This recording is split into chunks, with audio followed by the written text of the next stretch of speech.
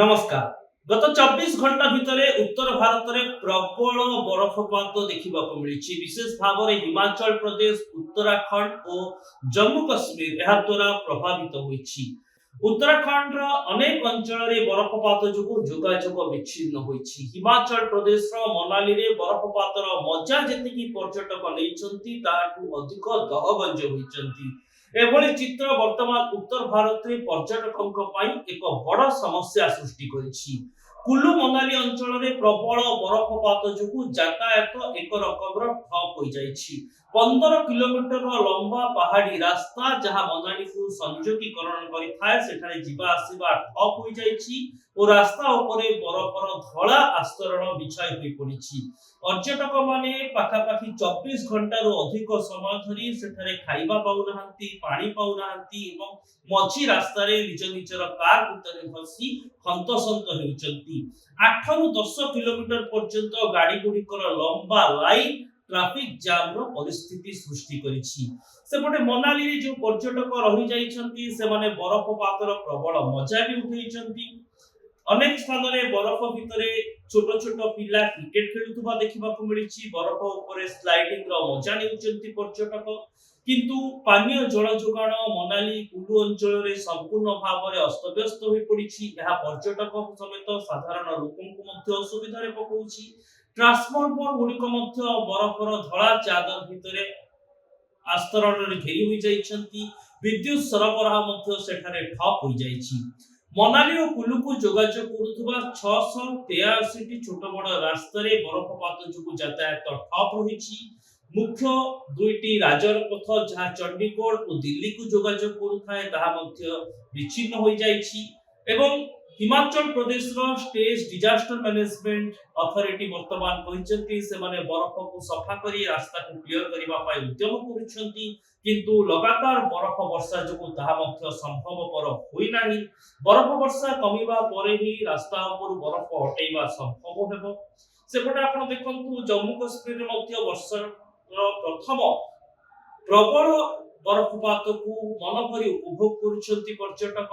କିନ୍ତୁ ଜମ୍ମୁ କାଶ୍ମୀରର ବିଶେଷ ଭାବରେ କାଶ୍ମୀର ଅଞ୍ଚଳକୁ ଯୋଗାଯୋଗ ବର୍ତ୍ତମାନ ବରଫପାତ ଯୋଗୁଁ ବିଚ୍ଛିନ୍ନ ହୋଇ ପଡୁଛି ଯାହା ସାଧାରଣ ଲୋକଙ୍କ ପାଇଁ ନାହିଁ ନଥିବା ସମସ୍ୟା ସୃଷ୍ଟି କରୁଛି।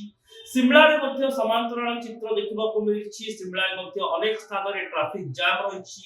ପ୍ରମୁଖ ରାସ୍ତା ସବୁ ଜାମ୍ ହୋଇଯାଇଛି। ବିଦ୍ୟୁତ ସରବରାହ ଠପ୍ ହୋଇଯାଇଛି। ଆହୁରି ସବୁଠାରୁ ଚିନ୍ତାଜନକ କଥା ହେଲା ମନାଲି ଓ କୁଲୁକୁ ଯିବା ପାଇଁ ଅପେକ୍ଷା କରିଥିବା ଏବଂ ସେଠାରୁ ଫେରୁଥିବା ପର୍ଯ୍ୟଟକଙ୍କ ଗାଡି ଲମ୍ବା ଟ୍ରାଫିକ ଜାମର ଶିକାର ହୋଇଛି। ଅନେକ ପର୍ଯ୍ୟଟକ ଓ ସାଧାରଣ ଲୋକ ସେମାନଙ୍କ ଗାଡି ଗୁଡ଼ିକୁ ଅଧା ବାଟରେ ଛାଡି ବରଫ ଭିତରେ ଛାଡି ପଳେଇ ଆସିବା ପାଇଁ ବାଧ୍ୟ ହେଉଛନ୍ତି। ଏଭଳି କିଛି ପର୍ଯ୍ୟଟକଙ୍କର ପ୍ରତିକ୍ରିୟା ମିଳିଛି ଯେଉଁମାନେ ପାଖାପାଖି 7ରୁ 10 କିଲୋମିଟର ଚାଲିବା ଫଳରେ ଗୋଟିଏ ନିର୍ଦ୍ଦିଷ୍ଟ ଅସ୍ଥାୟୀ ଆଶ୍ରୟସ୍ଥଳରେ ପହଞ୍ଚି ପାରୁଛନ୍ତି। କିଏ ମନାଲିରେ ପହଞ୍ଚି ପାରୁଛନ୍ତି, କିଏ କୁଲୁ ସହର ମଧ୍ୟରେ ପହଞ୍ଚି ପାରୁଛନ୍ତି। ସେପଟେ ଗାଡି ଭିତରେ ପରିବାର ସହ ଯାତାୟାତ କରୁଥିବା ଅନେକ ପର୍ଯ୍ୟଟକ ଗତ ରାତିଠାରୁ ଖାଇବାକୁ ପାଉନାହାନ୍ତି, ପାନୀୟ ଜଳ ପାଉନାହାନ୍ତି। ହିମାଚଳ ବିପର୍ଯ୍ୟୟ ପରିଚାଳନା ବିଭାଗ ମଧ୍ୟ ସେମାନଙ୍କ ପାଇଁ ବିଶେଷ କିଛି ବ୍ୟବସ୍ଥା କରୁନାହିଁ ଯେଉଁଥିପାଇଁ ପର୍ଯ୍ୟଟକ ମାନେ ଛୋଟ ଛୋଟ ପିଲାଙ୍କୁ ନେଇ ନିଜର ପରିବାରକୁ ନେଇ ଯାଉଥିବା ବେଳେ ହନ୍ତସନ୍ତ ହେଉଛନ୍ତି। ଉତ୍ତର ଭାରତରେ ଏ ବରଫ ବର୍ଷାର ଚିତ୍ର ପ୍ରଥମ ଥର ପାଇଁ ଚଳିତ ବର୍ଷ ସାମ୍ନାକୁ ଆସୁଛି। ଏହା ପୂର୍ବରୁ ମଧ୍ୟ ବରଫ ବର୍ଷା କିଛି ମାତ୍ରାରେ ହୋଇଥିଲା କିନ୍ତୁ ଏତେ ବଡ଼ ମାତ୍ରାରେ ବରଫ ବର୍ଷାର ଇଏ ହେଉଛି ପ୍ରଥମ ଚିତ୍ର। ଶୀତ ସରିବାକୁ ଆସିଲାଣି, ମକର ସଂକ୍ରାନ୍ତି ମଧ୍ୟ ଯାଇ ସାରିଲାଣି ଏବଂ ଏହା ପରେ ବରଫ ବର୍ଷାର ପ୍ରଥମ ବଡ଼ ଚିତ୍ର ଟିଭି ପରଦାରେ ନଜରକୁ ଆସୁଛି। ଗୋଟିଏ ପଟେ ତ ପର୍ଯ୍ୟଟକ ଏହାକୁ ନେଇ ମନୋଭର ମଜା ନେଉଛନ୍ତି କିନ୍ତୁ ଆଉ ଗୋଟିଏ ପଟେ ଏହା ଜଳବାୟୁ ପରିବର୍ତ୍ତନ ପ୍ରତି ମଧ୍ୟ ଇଶାରା କରୁଛି। ଯେତେବେଳେ ଶୀତ ଦିନ ଆସିଯାଏ ଶୀତ ଦିନ ଆରମ୍ଭରୁ କୁଲୁ, ମନାଲି, ସିମଳା ଏଭଳି ଅଞ୍ଚଳରେ ବରଫପାତର ଦୃଶ୍ୟ ଦେଖିବାକୁ ମିଳେ କିନ୍ତୁ ଚଳିତ ବର୍ଷ ଗତ 5 ବର୍ଷ ତୁଳନାରେ ବରଫପାତ ବା ବରଫ ବର୍ଷାର ହାର କମ୍ ରହିଛି। ଏହା ଜଳବାୟୁ ପରିବର୍ତ୍ତନ ସମେତ ଉତ୍ତାପ ବୃଦ୍ଧି, ସମୁଦ୍ର ପତନ ବୃଦ୍ଧି ଭଳି ଅନେକ ଆଶଙ୍କାକୁ ଆମ ଭିତରେ ବୁଝାଉଛି। ତେବେ ଏହାର ଜଳବାୟୁ ପରିବର୍ତ୍ତନଗତ ଦିଗ ଉପରେ ମଧ୍ୟ ମୁଁ ଆପଣଙ୍କର ଦୃଷ୍ଟି ଆଣିବା ପାଇଁ ଚାହିଁବି। ଚଳିତ ବର୍ଷ ପ୍ରବଳ ଓ ବଡ଼ ଧରଣର ବରଫପାତର ଇଏ ହେଉଛି ପ୍ରଥମ ଚିତ୍ର, ଯାହା ଉତ୍ତର ଭାରତ ବର୍ତ୍ତମାନ ସମୟରେ ଅନୁଭବ କରୁଛି। ଉତ୍ତର ଭାରତର ମୁଖ୍ୟତଃ ହିଲ୍ ଷ୍ଟେସନ ଗୁଡିକ ମସରୀ କଥା କୁହନ୍ତୁ, ସିମଲା କଥା କୁହନ୍ତୁ, କୁଲୁ ମନାଲି କଥା କୁହନ୍ତୁ, ଏସବୁ ସ୍ଥାନରେ ଦେଖିବାକୁ ମିଳୁଛି।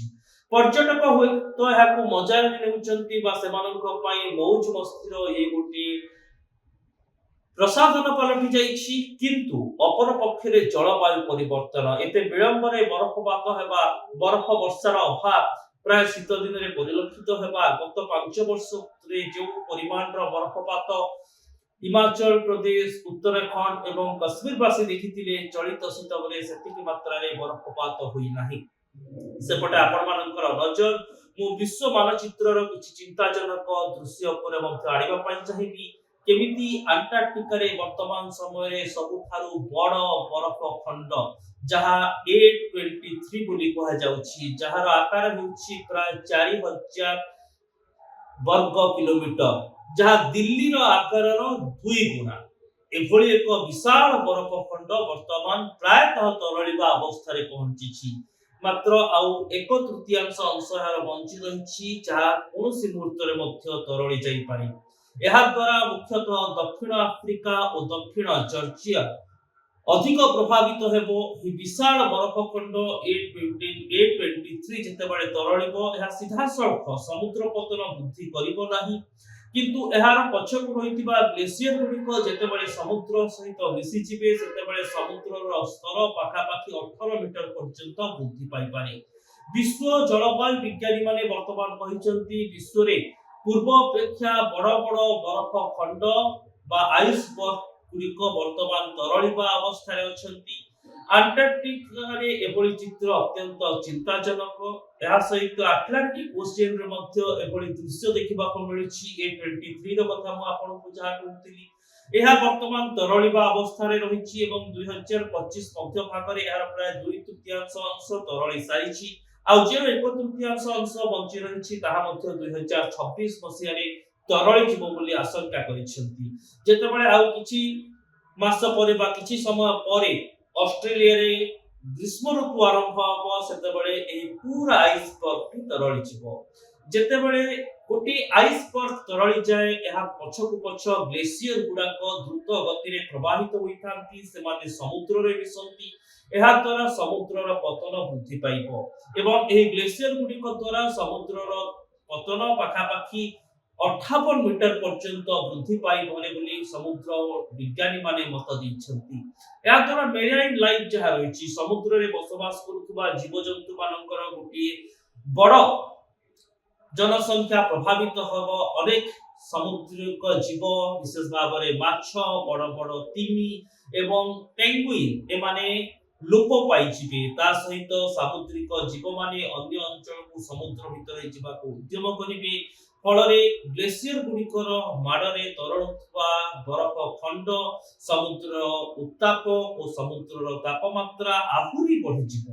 ଏହା ସହିତ ଯେତେବେଳେ ସାଧାରଣ ସମୁଦ୍ର ପାଣି ଏଗୁଡି ଗ୍ଲେସିୟର ଗୁଡିକ ସଂସ୍ପର୍ଶରେ ଆସିବ, ସେତେବେଳେ ଅନେକ ବ୍ୟାକ୍ଟେରିଆର ବିପଦ ମଧ୍ୟ ରହିଥିବା ସାମୁଦ୍ରିକ ବୈଜ୍ଞାନିକ ମାନେ ଆଶଙ୍କା କରିଛନ୍ତି। ସେତେବେଳେ ଗ୍ଲେସିୟର ଏବଂ ସମୁଦ୍ର ପାଣିର ତାପମାତ୍ରାରେ ତାଳମେଳ ରହିବ ନାହିଁ, ଯାହା ଅନେକ ନୂଆ ଭୂତାଣୁ, ନୂଆ ବ୍ୟାକ୍ଟେରିଆକୁ ଜନ୍ମ ଦେବାର ଆଶଙ୍କା ରହିଥାଏ।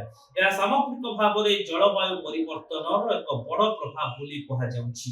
ଆପଣମାନେ ପ୍ରତ୍ୟେକ ଦିନ ଜାଣିଛନ୍ତି କେମିତି ବିଶ୍ୱ ତାପ ନିୟନ୍ତ୍ରଣ ପାଇଁ ୟୁନାଇଟେଡ ନେସନ୍ସ ସଂଘ ଉଦ୍ୟମ କରୁଛନ୍ତି। ୟୁରୋପିଆନ ନେସନ୍ସ, ଆମେରିକାନ ସଂସ୍ଥାମାନେ ଲଗାତାର ଉଦ୍ୟମ କରୁଛନ୍ତି। ଜଳବାୟୁ ବୈଜ୍ଞାନିକ ମାନେ ପୁରା ବିଶ୍ୱକୁ ସତର୍କ କରୁଛନ୍ତି, କିନ୍ତୁ ଏ ସତର୍କ ବାଣୀର ଲୋମଟାଙ୍କୁରା ଆଶଙ୍କା ବର୍ତ୍ତମାନ ସୃଷ୍ଟି ହେଉଛି, ଯେତେବେଳେ A23 ଆଇସବର୍ଗ ତରଳିବା ଅବସ୍ଥାରେ ରହିଛି ଏବଂ ଏହାର 1/3 ଭାଗ ଯାହା ବଞ୍ଚି ରହିଛି, ତାହା ଯଦି ସମୁଦ୍ରରେ ମିଶିଯାଏ, ଏହା ପଛକୁ ଥିବା ଗ୍ଲେସିୟର ଗୁଡିକର ପ୍ରଭାବରେ ସମୁଦ୍ରର ଉଚ୍ଚତା ବୃଦ୍ଧି ପାଇବ ବା ସମୁଦ୍ରର ପାଣିର ଗଭୀରତା ଅଧିକ ବଢିଯିବ। ଏହା ଫଳରେ ସ୍ଥଳଭାଗକୁ ମଧ୍ୟ ବିପଦ ରହିଛି। ଆପଣମାନେ ଜାଣି ରଖିଥିବା ଦରକାର ଯେ ଆଣ୍ଟାର୍କଟିକା ଅଞ୍ଚଳରେ ପାଖାପାଖି ବିଶ୍ୱର 90% ସ୍ୱଚ୍ଛ ବରଫ ରହିଛି, जदि स्वच्छ बरफ प्रभावित हुए बा समुद्र पानी ए बरफ संस्पर्श रे आसी जाए तेबे एठारे बसवास करुवा पेंगुइन भली जीवजंतु विपद सृष्टि करिवो एमानकर जीवन एवं प्रजाति लोप पाइबार मध्य सेठारे आशंका करा जाउछि। अनेक सामुद्रिक जीव एहा द्वारा प्रभावित हेबे एवं जो माने विश्वर बढ़ुथुबा तापमात्रा उपरे कार्य करुछंती सेमानकर मत हैला এই জলবায়ু পরিবর্তনর বড় প্রভাব বিশেষ ভাবে স্থলভাগ উপরে পড়িব। সমুদ্র কূলীয় অঞ্চলর লোক পুরা বিশ্বরে এর দ্বারা প্রভাবিত হেবে। এণু দুইটি চিত্র আপনাদের সামনে বর্তমান রহুছি যেতেবেলে আমি দেখুছু যে মনালি কুল্লু সিমলা কাশ্মীরর বিভিন্ন অঞ্চলরে এমিতি উত্তর কাশীর মধ্যে অনেক অঞ্চলরে পর্যটক মানে বরফর মজা নেউছন্তি। अनेक पर्यटक रास्ता जाम हेबा जोगु दहगंज हेउछंती। आउ गोटे दृश्य उपरे मध्य समान भाबरे को आपनकर नजर पकाउछि। ए दुईटी दृश्य जेतेबेले विलंबरे बरफपात हेउ पछे बरफ वर्षा पर्यटकक पई गोटे मनोरंजन आसन सृष्टि करिछि। आउ गोटे कोटे विश्व सामना करिबा को जाउथबा भयंकर आइसबर्ग तरळिबार चित्र। ए आइसबर्ग तरळिबार चित्र विश्व जलवायु परिवर्तन को प्रभावित करुछि। सामुद्रिक जीवजंतु को या गभीर मात्रा रे प्रभावित करिवो। समुद्र जल स्वच्छ बरफ पानी सहित मिसिबा परि तापमात्रा रे ताळमेळ रहिबा संभवपर हेबो नाही। एहा द्वारा अनेक नुआ बैक्टेरिया सृष्टि हेबे जहा कि साधारण मनुष्य जीवन प्रति एवं मनुष्य समाज प्रति मध्य विपज्जनक बोली कहा जाउछि। तेबे एही रिपोर्ट रे हमें आपन को दर्शिया पई चाहिछु जे बरफ जेते की मजा देउछि सेते की विपद आशंका मध्य छिडा करूछि। एणु जलवायु नियंत्रण दिगरे जलवायुर पूर्व अवस्था को बजाय रखिबा दिगरे केवल विशेषज्ञ बा प्रशासन चेष्टा कले हेबो नाही। अंतर्जातीय समुदाय चिंता कले हेबो नाही। हमकु मध्य हमर छोट छोट कार्यक्रम रे जलवायु को गुरुत्व देबा को पड़िबो। आमे भाबुथबा आमे तो भुवनेश्वर रे रहउचे, आमे तो कटक रे रहउचे, बारिपदा रे रहउचे, बलांगीर रे रहउचे, संबलपुर रे रहउचे। को अदच आमो प्रति कोन विपद रहिछि एही बरफपातर उपा बरफ वर्षार बरफ तरळिबार। तेबे बरफ जेतेबेले तरळिबो प्रथमे अंटार्कटिका रो आरंभ होइतबा ई धारा सबठार अधिक अमेरिका भली देश को प्रभावित करिवो। परे एहा विश्व मानचित्रर विश्व रेखार उभय पार्श्व रे थिबा समुद्र पानी रे मिसि जीव। समुद्रर उच्चता वृद्धि पाइबो। आमे सही समुद्रर निकटर रहिछु जो समुद्रर अनेक भाग विश्वव्यापी रहिछि। एनु समुद्र पतन वृद्धि पाइबा फलरे स्वतः प्रकृत भाबरे आमर स्थल भाग मध्य प्रभावित हेबो। एनु अंटार्कटिका रे जहा घटुछि बा अटलांटिक महासागर रे जहा घटुछि ताहा केवल से अटलांटिक ओशियन रो पेरिफेरी भितरे सीमित नुहे। यार प्रभाव पूरा विश्वर सामुद्रिक पथ समुद्र एवं सामुद्रिक जीवजंतु ऊपर पड़िबो। समुद्र कूलिया लोक प्रभावित हेबे। एहा द्वारा जो बैक्टेरिया माने सृष्टि हेबे ताहा साधारण मनुष्य समाज प्रति विपज्जनक हेबो। अनेक एभली जीवजंतु रहिचंती एमिति प्रजाति रहिचंती जो मानकर विलोप भी घटी पारे एवं या परिवेश संतुलन प्रति बड़ विपद सृष्टि करिवो। एडु बरफर मजा गोटी पटेरे समस्त को खुशी देउछि। अपर पक्षरे साधारणतः लोके जहा भोगुचंती जे ट्रैफिक जाम समस्या बरफ भितरे फसी रहिबा किंतु एहार परिधि आहुरी व्यापक होई पारे जेतेबेले आइसबर्ग तरळिबो एवं एही बरफ जेतिकी मजा देउछि सेतिकी दुख कष्ट और विपद मध्य आनि देबो। एनु जलवायु परिवर्तन उपरे लगातार भावरे नजर रखिबार आवश्यकता रहिछि। आमर जहा अवदान रहिबो जलवायुर नियंत्रण क्षेत्र रे आमकु से गुडी को नियम पालन करिबाकु पड़िबो। एथि पई आजि ठारु आमकु सजग हेबार आवश्यकता भी रहिछि।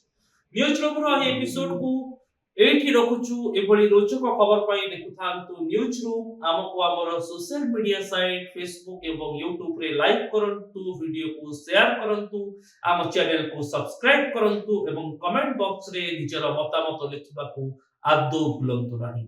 रहुछि नमस्कार।